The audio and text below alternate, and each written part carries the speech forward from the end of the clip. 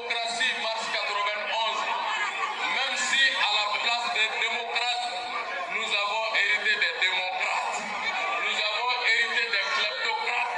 Zomba Kulo, nous sommes miri faso là, nous sommes miri faso deuna, nous sommes jamana di Francima, Kansigi, Anse Sabara Kono, Kakalan Tien, Kakenea Tien, Kalagana Tien, Kajamana Free, Kajamana Nagashi, Kajamana Don Libre, Allo Asralo Lesoro, même Omnu Sara, démocratie qu'elle est là, Ahmed Tashi Blague Katuro, parce que nous ne sommes pas contre la démocratie en tant que régime de gouvernance, mais nous sommes contre des faux démocrates qui ont vendu le pays aux apatrides et aux ennemis de l'extérieur.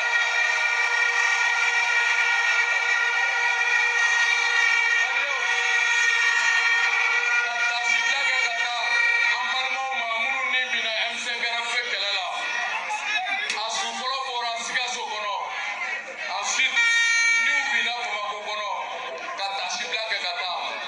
Ni nimbe bora komi kama ko Mali ka jɔ, ko Mali maracogo kura ko ka bila sen kan min kɔnɔ Malidenw ka hɛrɛ ka bon, k'u ka tɔɔrɔ dɔgɔya. Et Malidenw, c'est pour vous jurer que nous n'allons jamais trahir ce serment. En Kalela de servir le Mali et de libérer le Mali, de défendre le Mali et de défendre les Maliens à n'importe quel prix. Nous n'allons jamais trahir ce serment.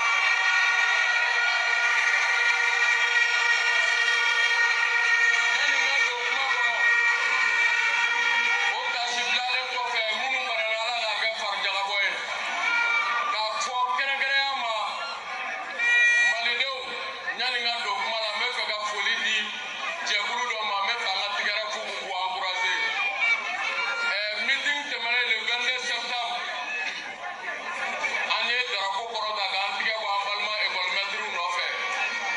Ko bi u ni gouvernement ka se ka ɲɔgɔn sɔrɔ après 10 ans de guerre. Bɛɛ ka ɲi ka ultime sacrifice dɔ consenti pour que jamana bɛ se ka avancer cogoya min na sous le leadership du président patriote Assimi Goïta. Bon, je vais arrêter là. Je vais arrêter là. Vous savez, l'enthousiasme qui nous anime, je vais arrêter là. Voilà. Bonjour à tous. Aujourd'hui, nous sommes donc le 29 octobre 2021. Et je tiens à saluer là Ben le Cerveau, le frère Ben le Cerveau, ainsi que tous les frères patriotes du Mali et des sœurs patriotes, en l'occurrence la sœur Amina Fofana, qui est honorable. Hein. Comme je dis souvent, là dans la zone francophone, là, la zone des aliénés, la zone des complexés, des corrompus, il y en a qui, dès qu'ils ont un mandat de député, on les appelle honorables. Mais tu es honorable en quoi? C'est par rapport aux actes que tu poses qu'on peut te dire honorable. Voilà, je tiens à souligner ça parce que je dis, il faut que l'essence ait un mot. C'est extraordinaire ce qui se passe là. En fait, de notre vivant, on ne pouvait pas imaginer assister à ce qui se passe actuellement là.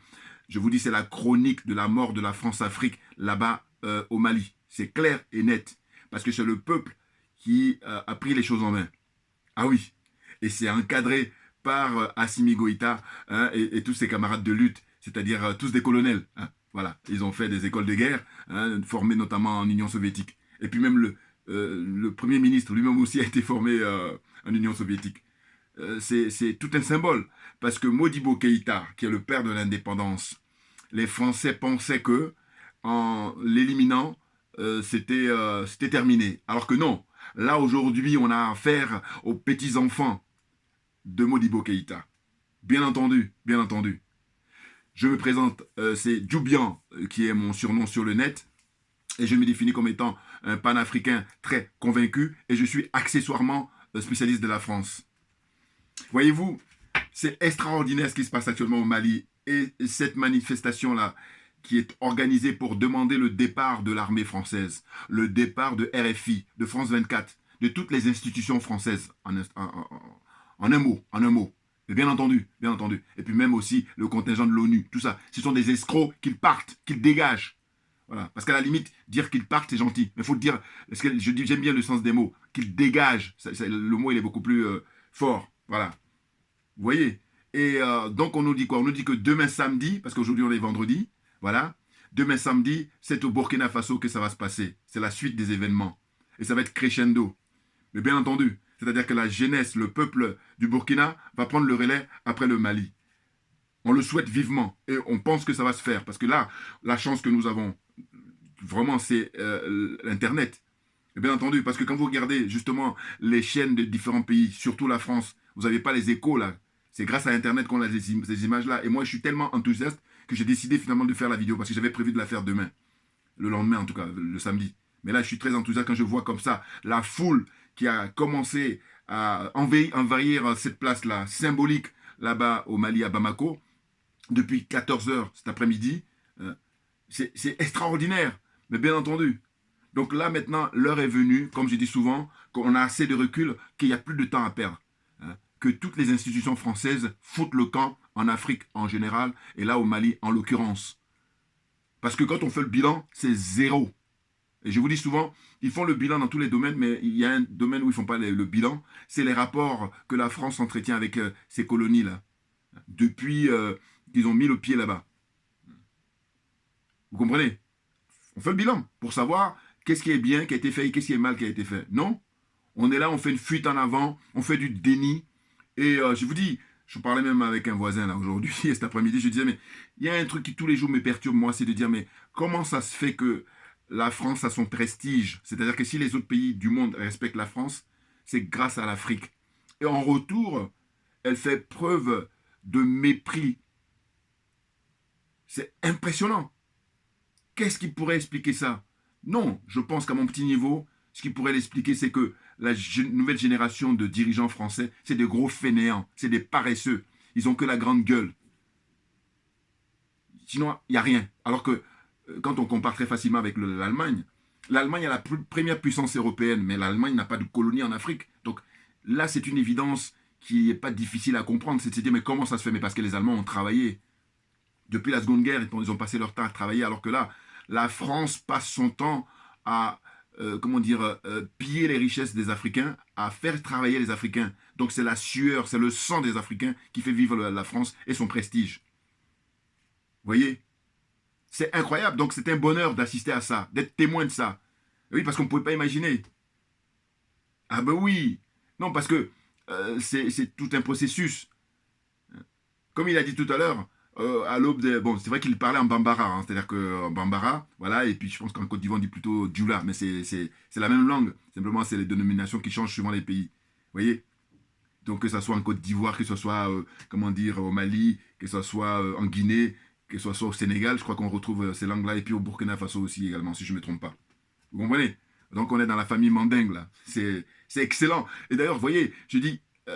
en apparence, il y a des pays où on voit croire qu'ils sont beaucoup plus aliénés, alors que moi je dis qu'en Côte d'Ivoire ils sont plus aliénés, parce qu'en fait, regardez là cette scène là qui est très forte, où ils s'expriment en bambara. Mais je dis les gens qui habitent dans des villages, mais ils comprennent l'enjeu. Alors que chez nous, là, enfin chez nous, je veux dire la Côte d'Ivoire, parce que je suis originaire de la Côte d'Ivoire, mais en tout cas je suis panafricain avant d'être ivoirien. Voilà, on est d'accord. Je suis panafricain avant d'être revendiqué de venir de la Côte d'Ivoire. Alors qu'il y a certains qui n'ont rien compris, ce que je dis souvent, et parce que quand on n'a pas compris, on a cette réaction-là. Complètement lobotomisé. Un peu comme j'ai vu là sur le plateau il y a quelques jours, un journaliste là, qui est souvent avec un chapeau sur le plateau là, avec Diarasouba, là, Ali Diarasouba. Et lui, je crois qu'il est partisan de Afin Guessan. Et quand il s'exprime par rapport aux djihadistes, limite il dit mais ce serait bien que les Français ils restent là, les militaires français, alors que nous militons pour que les bases militaires françaises ferment et le plus tôt sera le mieux. On est d'accord? Et lui, il dit, oui, mais vous vous rendez pas compte, ils sont au Mali, après ils sont en train de descendre au Burkina. Et j'ai dit, mais punaise, ces mecs-là, ils ont des diplômes, ils sont avec des cartes de journalistes, et on est à l'heure d'Internet, donc circonstances graves. Circonstances aggravantes dans le sens où j'ai dit, mais c'est pas possible de ne pas avoir les informations qui proviennent de partout. Qu'est-ce que c'est? Mais c'est criminel, ça, d'agir comme ça. C'est criminel, soyons d'accord. Parce que je dis, il fut un temps où Internet n'existait pas. Donc, circonstances atténuantes. C'est-à-dire qu'on peut excuser à cette époque-là les gens. Mais aujourd'hui, aucune excuse. D'autant que c'est des gens qui ont des diplômes, je vous dis, qui sont instruits. Donc là, la malhonnêteté intellectuelle, et puis, c'est incroyable. Hein. Je le vois en train d'analyser en disant, oui, on préfère que l'armée française reste là. Non, mais de quoi? L'armée française doit dégager. Le fait même qu'elle soit là, elle remet en cause l'indépendance de la souveraineté des pays. Et ça, je ne comprends pas comment ils arrivent à vivre avec ça. Je ne comprends pas. Ferme-la. Voilà. Le meilleur service que tu puisses rendre là, c'est de la fermer. Parle dans d'autres sujets que tu peux maîtriser, mais là, tu dis n'importe quoi. Je parle au journaliste, il porte chapeau, j'oublie son nom. Il soutient Afin Guessan, donc vous allez facilement le trouver. Bon, j'ai pas envie d'être méchant, sinon j'allais dire un truc. Non mais c'est bon quoi. Qu'est-ce que c'est que ces gens-là? Donc aujourd'hui, hein, le peuple malien demande le départ immédiat de toutes les institutions françaises. D'abord l'armée française, ensuite, et comme elle le dit si bien, l'honorable Amina Fofana, elle dit, même il est question de remettre en cause la langue française. C'est clair. De toute façon, il faut prendre toujours l'expérience du président rwandais, Kagame. Quoi qu'on dise, quoi qu'on en dise, il est beaucoup plus digne que tous les autres là. La zone CFA, il est plus digne qu'eux. Parce que lui, quand ça s'est passé l'histoire dans son pays avec l'extermination de ses concitoyens, eh bien, il a tout coupé avec la France, jusqu'à la langue. La française était bannie au Rwanda. Qui c'est qui peut faire ça? Eh bien, c'est ce que le Mali va faire. Et donc les autres, là, pendant ce temps-là, ils sont aliénés, ils parlent le français, à jouer plus royaliste que le roi. N'importe quoi. Qu'est-ce que vous avez en retour? Du mépris. Voilà. C'est ça que vous avez en retour. Et nous, on dit basta. On dit ça suffit. Ça suffit. C'est terminé. Hein? L'heure est venue maintenant de plier bagage et de revenir ici pour aider réellement les gens ici. Et comme j'ai dit quand j'étais de déplacement à Montpellier, je dis que voilà, en réalité, les rapports que la France entretient avec les pays africains, c'est simplement vous prenez en tant que père de famille, quel rapport vous entretenez avec vos enfants. Qu'est-ce que je veux dire par là? C'est-à-dire que pour moi, le peuple représente la famille, représente les parents. Vous comprenez? Et le gars qui est dirigeant de la France, eh ben, je le considère comme l'enfant. Eh bien, il ne respecte même pas son parent, c'est-à-dire le peuple français. Il ne respecte pas, il méprise le peuple français. Et ça se traduit par quoi? Ça se traduit des gens qui sont éborgnés, des gens qui sont morts, il y en a 11 morts au moins, parce qu'ils manifestaient pacifiquement, ils demandaient simplement la mise en application de liberté, égalité, fraternité, qui est sur les frontons de tous les, comment dire, les bâtiments ici, en France. Vous comprenez? Donc ça se solde par ça. Des gens qui sont actuellement assignés en résidence, c'est-à-dire qu'ils sont obligés d'aller pointer tous les vendredis ou je ne sais quel jour encore pour venir dans la capitale. N'importe quoi. Et là, par-dessus le marché, on veut donner des leçons. On donne des leçons, mais la charité bien ordonnée. Donc je vous dis que les rapports que la France entretient avec les pays africains, en réalité, c'est clair et net pour moi que s'ils ne respectent pas leur propre peuple, vous comprenez bien que les négros, non. Mais en tous les cas, la jeunesse africaine, la nouvelle génération, justement, qui sont les enfants, voire les petits-enfants des Modibo Keïta, justement, des Ahmed Sékou Touré, des Amilcar Cabral, des Barthélemy Bokanda, des, comment dire, le président, enfin, Premier ministre à l'époque, au Congo, Patrice Lumumba, émérite. Oui, très grand monsieur. Et comme je le dis souvent, je dis que si les hommes et les femmes politiques congolais de RDC, si tous les jours qu'ils se réveillent, au moment d'aller se coucher, au moment où ils se réveillent, ils pensent à Patrice Lumumba, ils se montreraient beaucoup plus patriotes, alors que ce sont des cupides, alors que ce sont des stupides, alors que ce sont des idiots. Hein. Ils sont tous mais pas les hommes politiques, aucune conscience politique. Voilà.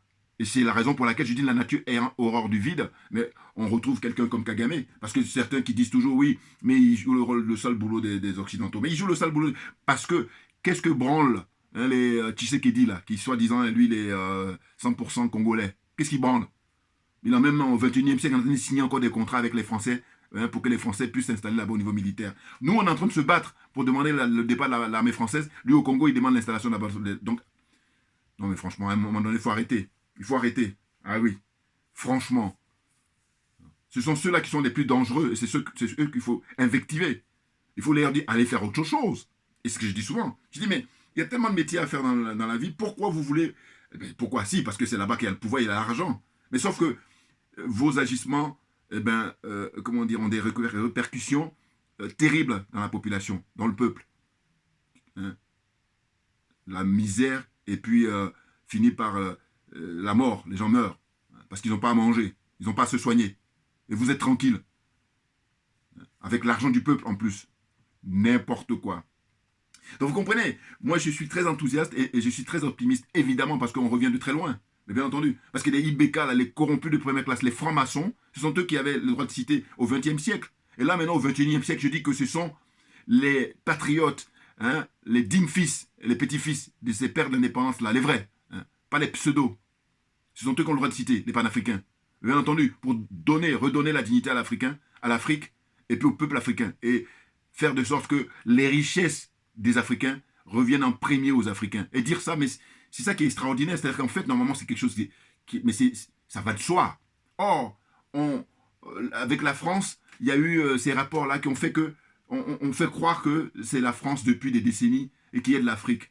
Vous vous rendez compte, ils ont réussi ça, même à tel point qu'il y a je dis plus les intellectuels, je dis même plus les diplômés, je dis les lobotomisés là, qui sont là pour assurer ce que j'appelle le rôle de chien de garde. Voilà.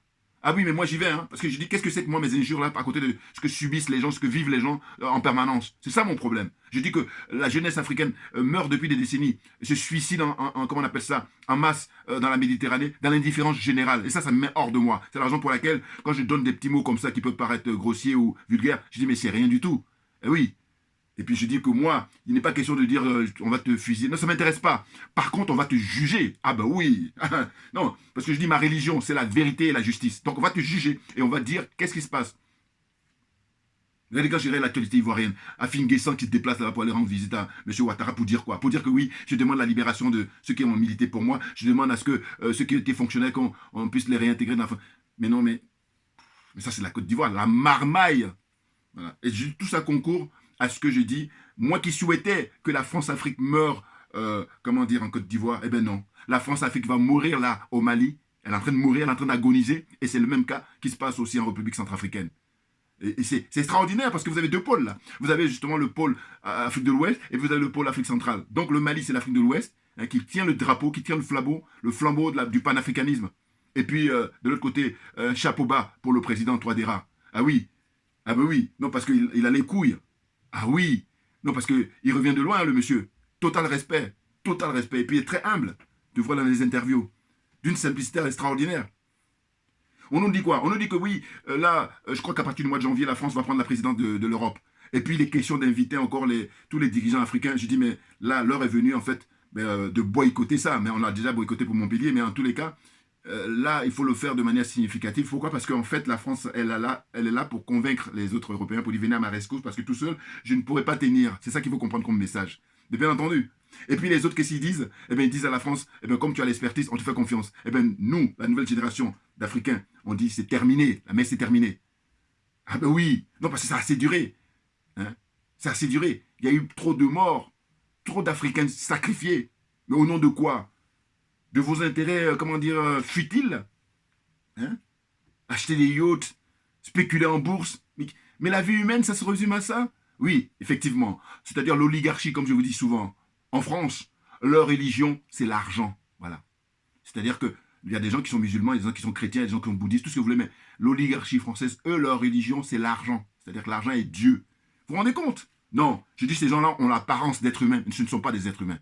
Les choses sont claires pour moi. Ah ben oui, la concours des... cogite là. Ils ont l'apparence d'êtres humains, mais ce ne sont pas des êtres humains.